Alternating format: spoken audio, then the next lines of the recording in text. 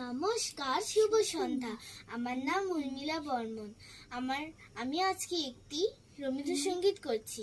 আমার গানটি যদি ভালো লেগে থাকে, লাইক, কমেন্ট, সাবস্ক্রাইব অবশ্যই করবেন।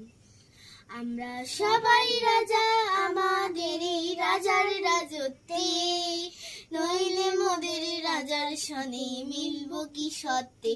আমরা সবাই রাজা, আমরা সবাই রাজা, আমাদের এই রাজার রাজত্বে, নইলে মোদের রাজার সনে মিলব কি সত্যে।